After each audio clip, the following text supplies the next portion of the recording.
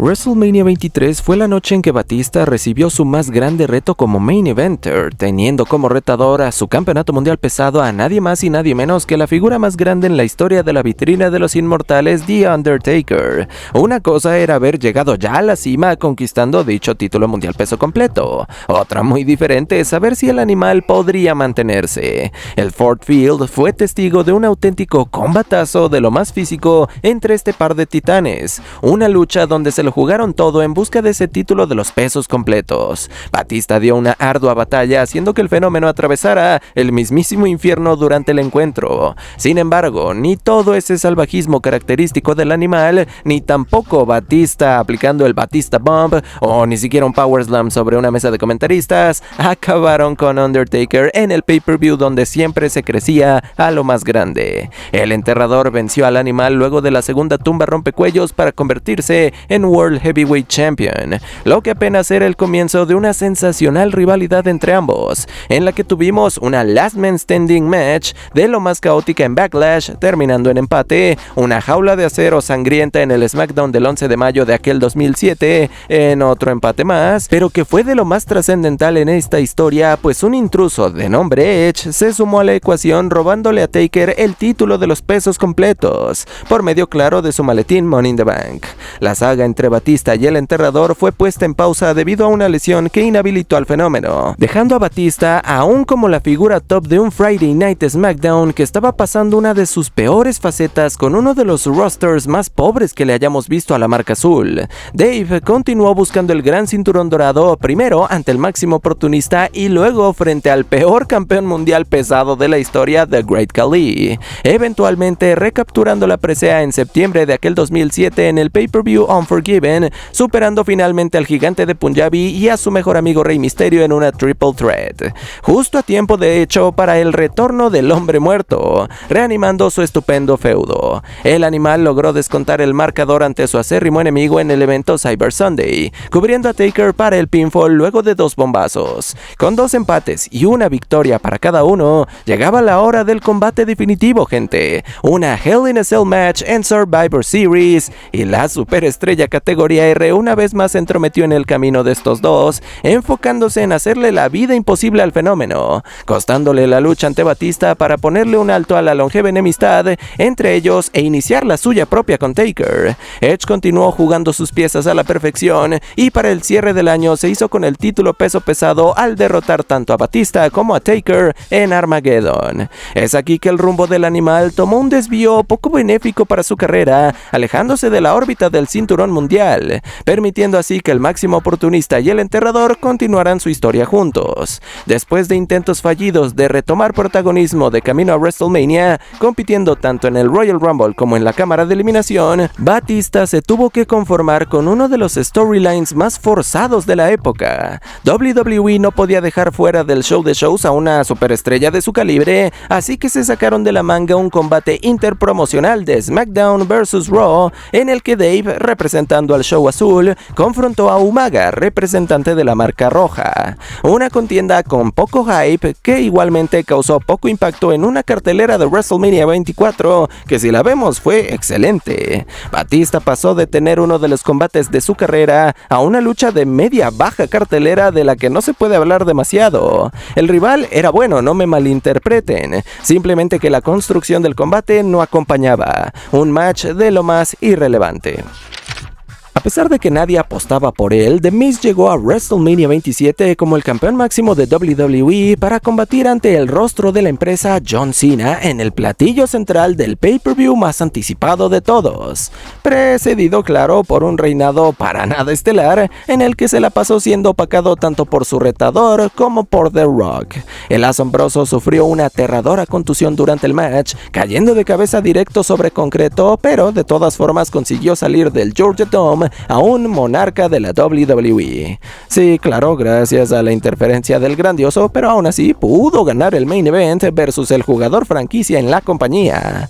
Gusto del que no pudo gozar durante mucho tiempo en realidad, ya que al próximo mes en el pay-per-view Extreme Rules, The Miz vio el cinturón giratorio perdido en una triple amenaza que incluyó al rapero mayor y a John Morrison dentro de una jaula de acero. Con Cena como campeón, parecía que el tiempo del asombroso en el plano estelar se había terminado, pasado y más o menos, gente, porque lo que restó del 2011, Miz mantuvo cierto protagonismo sin ser necesariamente una cara importante. A gran escala, su camino estuvo formado por un feudo personal frente a su ex protegido Alex Riley, que perdió por cierto, su participación fallida en la lucha Money in the Bank de Raw y lo más importante de todo, su unión con R-Truth, protagonizando uno de los ángulos más llamativos y lo digo de una vez, desperdiciados del año.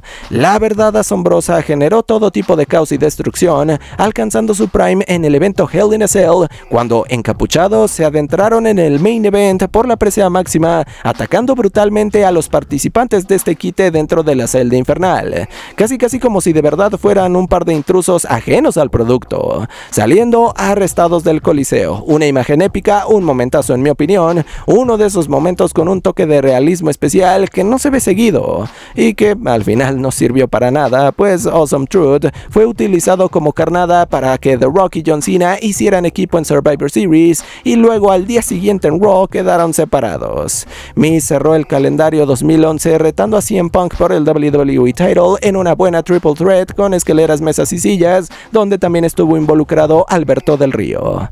2012 fue poco amable con The Awesome One, perdiendo cualquier atisbo de impulso que todavía le quedaba, tanto así que WrestleMania 28 se acercaba a pasos agigantados y The Miz nada más no hallaba espacio alguno en el espectáculo. La desesperación lo forzó a ser capitán del equipo de John Laurinaitis en el combate de 5 contra 5 por el control total de Raw y SmackDown. Lo de capitán no me lo puedo tomar tan en serio, ya que fue simplemente relleno en una lucha de relleno con grupos intercambiables de luchadores, y que de no haber existido no habría afectado en lo más mínimo a la 28ª iteración de WrestleMania. Con todo y las equivocaciones que WWE cometió con el camino de Chris Jericho a WrestleMania 28, el virus del nuevo milenio aún así encontró la trayectoria hasta el campeonato máximo desafiando a CM Punk. Es verdad que ante la lucha más rentable de la historia, The Rock vs John Cena, el disciplinado y el ayatollah del rock and roll no podrían competir por el estrellato de Mania 28. Sin embargo, eso no les impidió darnos un excelente encuentro tal como se anticipaba de dos buenos talentos in-ring como ellos.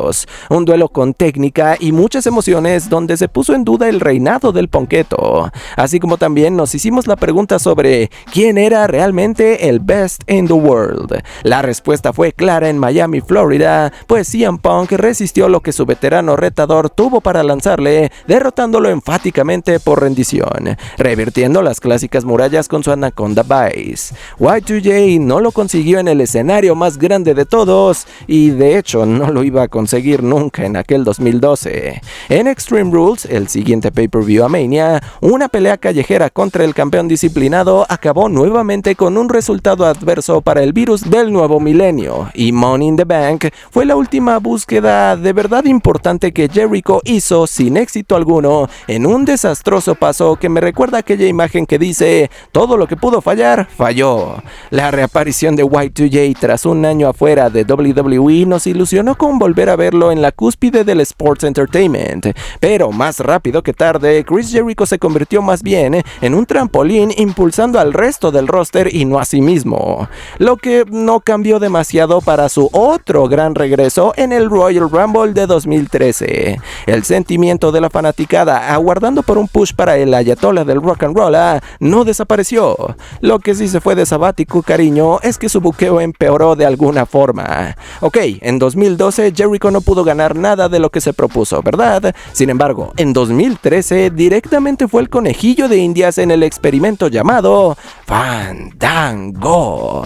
Te entiendo que quieras desarrollar a un nuevo gimmick en tu programación. Lo que no entiendo es por qué tenía que ser el personaje de un bailarín midcard que claramente nunca iba a pasar de ser un midcard el que le pasara por encima a Chris Jericho. Por segundo año consecutivo, Y2J no logró ni la Royal Rumble match ni la Elimination Elimination Chamber y quedó atrapado en una enemistad tristísima ante el debutante Fandango, a quien hizo enojar por una mala pronunciación de su nombre, y eso llevó a este feudo intrascendente, con una justificación ridícula y bueno, la victoria en WrestleMania más improbable puede que de la historia. Chris Jericho fue embaucado en la edición 29 de la vitrina de los inmortales. Por más que hasta el día de hoy neguemos la decepción que fue su 2012, nada se compara con la caída dolorosa que sufrió para el año siguiente.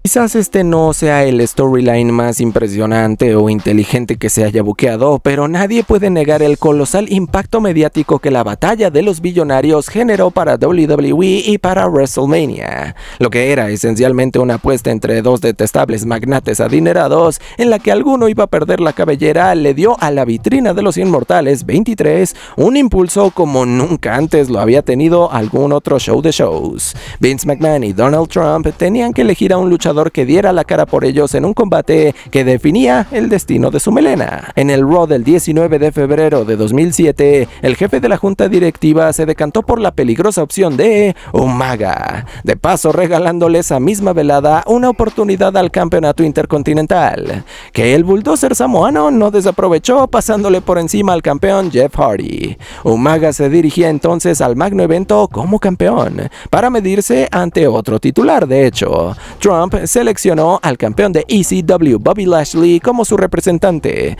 cimentando así un duelo de pesos completos para Mania 23, al que se sumó el siempre controvertido Stone Cold Steve Austin como árbitro especial invitado. El combate, como era de esperarse, fue un total caos de principio a fin, y el más grave error que el bulldozer samoano cometió fue no contenerse cuando la situación lo ameritaba, ganándose así una paralizadora cortesía del oficial Serpiente Cascabel. El impacto de este remate lo dejó abierto para que Lashley terminara el trabajo con una Spear, derrotándolo así por el conteo de 3 y dejando a Mr. McMahon pelón. A pesar del fracaso en WrestleMania 23, Vince mantuvo al bulldozer samoano a su lado durante la rivalidad en torno al ECW Championship que iba a tener con Bobby Lashley. Y ya con Trump fuera de la ecuación, pues la lógica nos dictaminaba que esta era una oportunidad para que Umaga persiguiera el campeonato de ECW, ¿verdad, gente? Suena lógico, ¿no? Pues no. En vez de esto fue Mr. McMahon quien terminó alzándose con el cinturón extremista,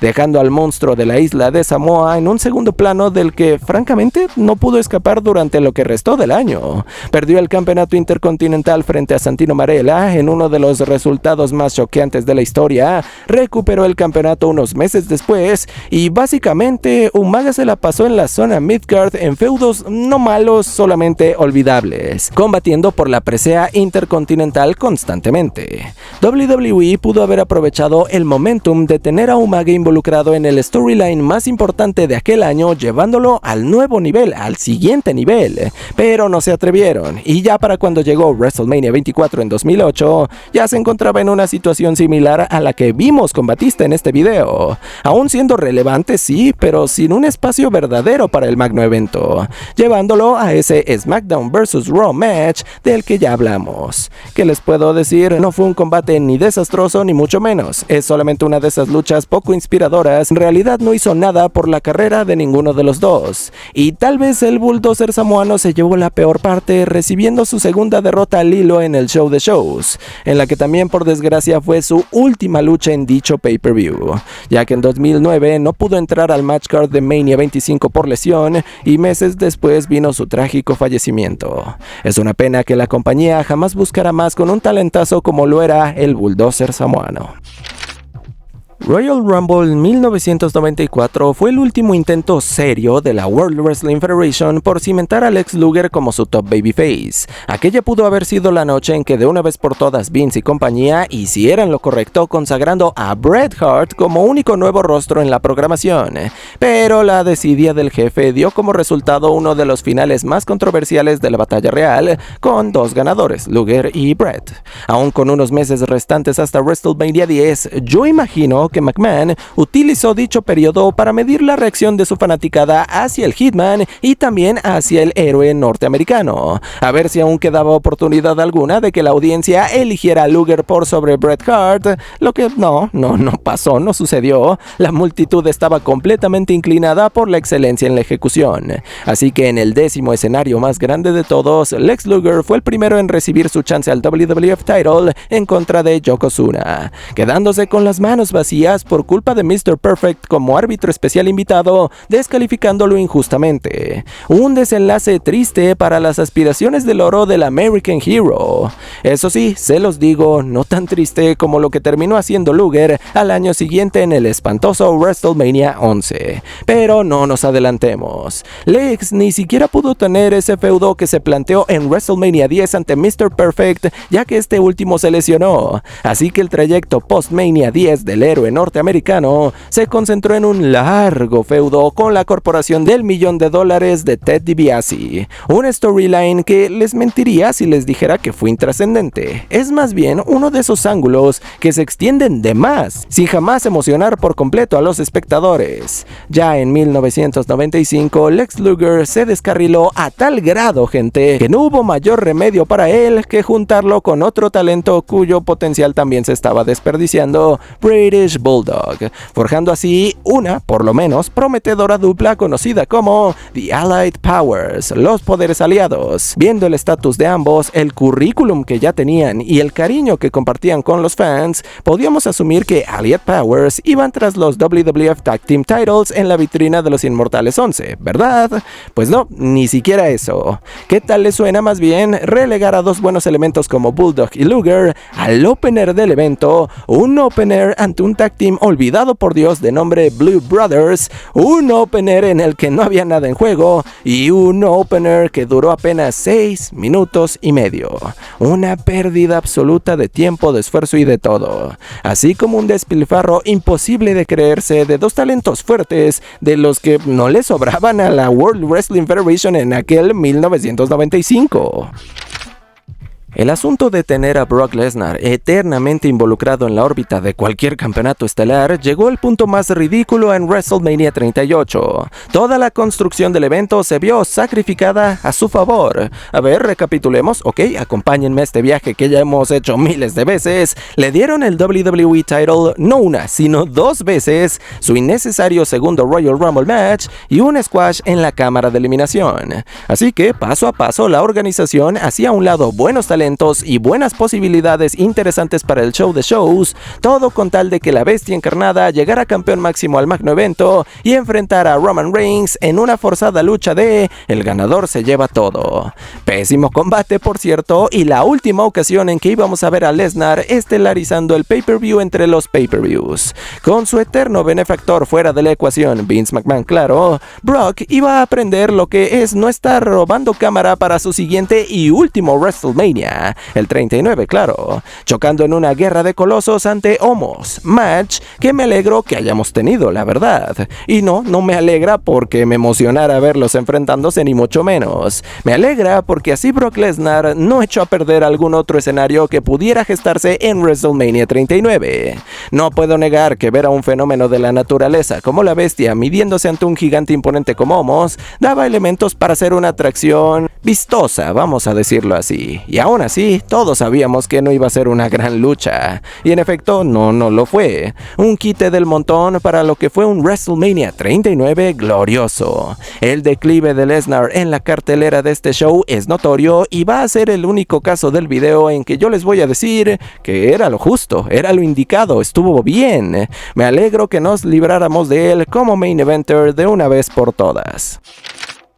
Con tan solo 2 Mania en su récord, Bray Wyatt se estaba armando tremendo historial envidiable al ya haber enfrentado a 2 de las superestrellas más grandes de la historia, John Cena y Undertaker, este último en un inolvidable WrestleMania 31. Una lucha que no solamente fue un choque generacional entre rostros del terror, sino que también sirvió como la resurrección de un hombre muerto al que habíamos visto en su peor estado, derrotado y lastimado un año atrás cuando perdió la racha invicta. Es verdad que el balance balance de victorias y derrotas no favorecía al devorador de planetas, pero aquí lo importante es que le tuvieran la confianza para enfeudar con dos figuras top como Cena y Taker, confianza que ya no le dieron para el magno evento en su versión 32, y es que post WrestleMania 31, gente, Bray Wyatt se convirtió principalmente en un personaje de respaldo que reforzara la imagen de sus rivales, no la suya. Si hablamos en concreto, me refiero por supuesto a su feudo con Roman Reigns. Lo que WWE necesitaba era mantener lejos de la proyección estelar al perro mayor para impedir caer en los mismos errores que lo hicieron el babyface más odiado de su generación meses atrás. Así que el devorador de planetas se encargó de mantenerlo en una rivalidad de medio año prácticamente, en la que sí, intercambiaron victorias, pero para ser honestos, no era más que un trampolín más para el samoano. Wyatt perdió muchísimo momentum ya para el 2016 y vaya que no ayudó que su plan original como rival para la vitrina de los inmortales tuviera la suficiente influencia en backstage como para rehusarse a combatir ante él, hablando claro de Brock Lesnar. Así que, entre un buqueo inconsistente y Brock Lesnar negándole su lucha, Bray se quedó sin lugar en el escenario más importante de todos, al menos en lo que se refiere a una lucha oficial, porque el devorador de mundos aún así hizo acto de presencia en el estadio AT&T junto a su familia para quedar humillados por The Rock en un segmento que no le hacía falta a este show y que no pudo haberse sentido más metido a la fuerza.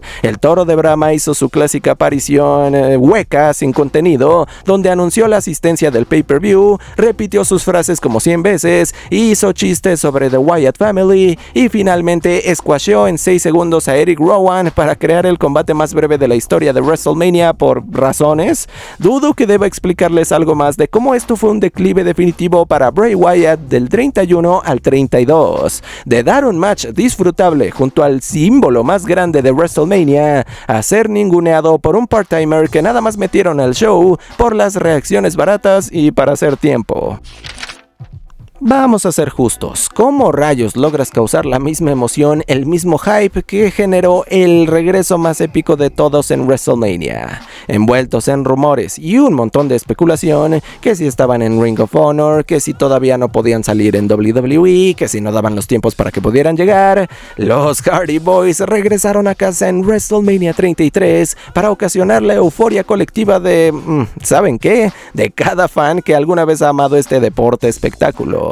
Porque sin importar las circunstancias o el tiempo que pase, siempre, y escúchenme bien, siempre va a haber una reacción desquiciada por ver a los Hardy Boys de vuelta. Entonces, Miami presenció este regreso para la historia y Matt junto a Jeff recapturaron el oro en la división por parejas, ganando una fatal de 4 bajo su especialidad Ladder Match. Con este precedente, pues sí, era muy difícil que alguno de los Hardy pudiera superar o siquiera alcanzar este momento para el siguiente WrestleMania. El hombre que nunca muere definitivamente no lo logró. Con su hermano fuera de la ecuación por lesión, Matt quedó varado en la incertidumbre hasta que se involucró en el camino de Bray Wyatt, llevando al resurgimiento del gimmick con el que rompió internet y la industria en TNA, Woken Matt Hardy, que llegó a WWE. Personalidad tan excéntrica que sí logró proyectar al luchador en la programación durante algunas semanas, pero que tampoco es como que lo transformara de golpe en un estelarista.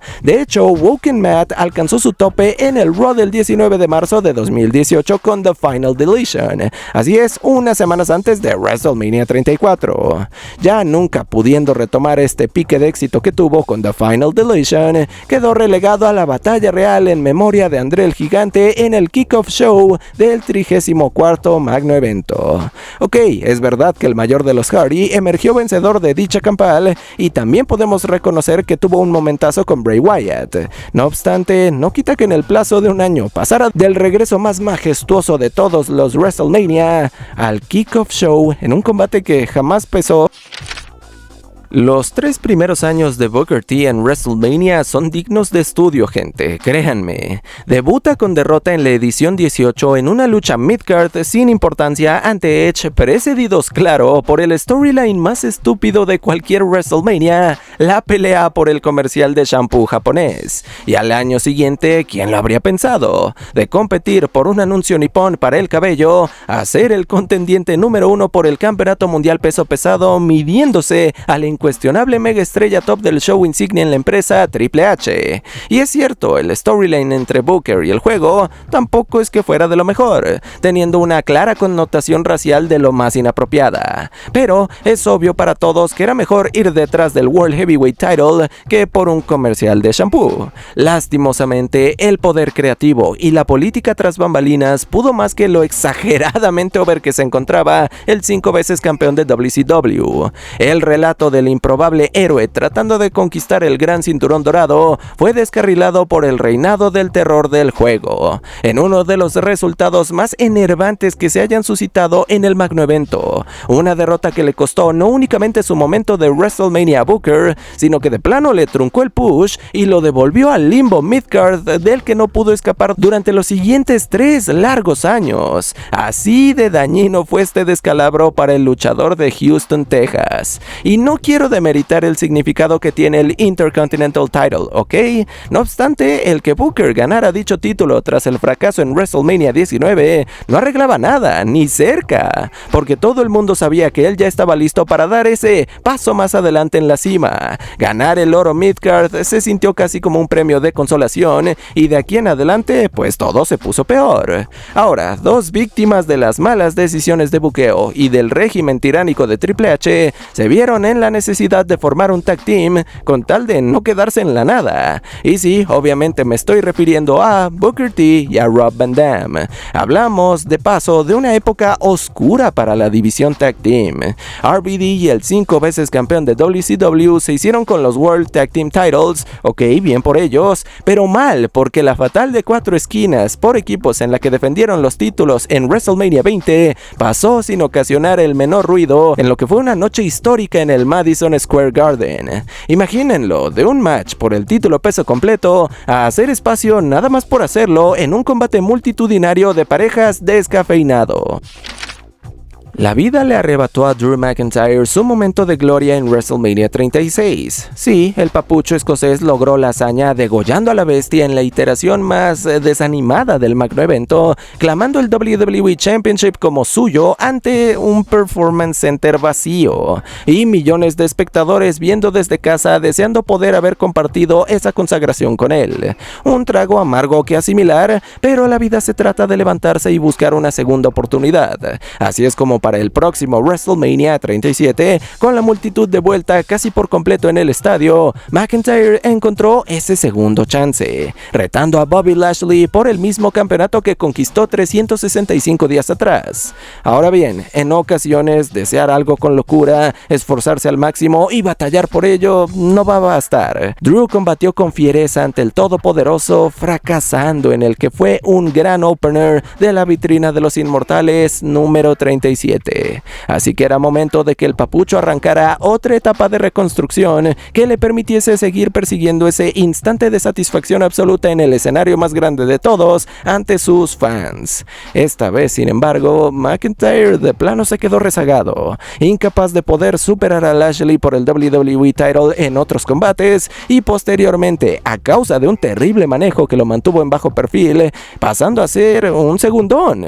El titán de Glasgow fue partícipe de múltiples feudos no solo intrascendentes, sino de plano inservibles con luchadores que ya no estaban a su nivel. Dígase su ex compañero de 3MB, Jinder Mahal, Madcap Moss y por supuesto su oponente para WrestleMania 38, Happy Corbin. Lo del papucho yendo de un combate de un cinturón estelar a tener el combate menos significativo de su carrera con uno de los personajes más inútiles del momento no tiene perdón. Es inexcusable. Yo no encuentro cualidad positiva en un feudo que fue del montón, en un mano a mano donde no se estaban jugando nada, en un notorio desperdicio de un main eventer lidiando con un Corbin que, si bien no es que fuera malo, se encontraba en pleno desarrollo de su gimmick más horrible, más aburrido. De hecho, ¿saben algo? Hasta el pobre Happy Corbin fue perjudicado por esto, por tan pobre buqueo, ya que McIntyre fue el primero en levantarse a la cuenta de 2 después de recibir su finisher, el End of Days. 36. Un insulto lo que le hicieron al papucho de Mania 37 a Mania 38.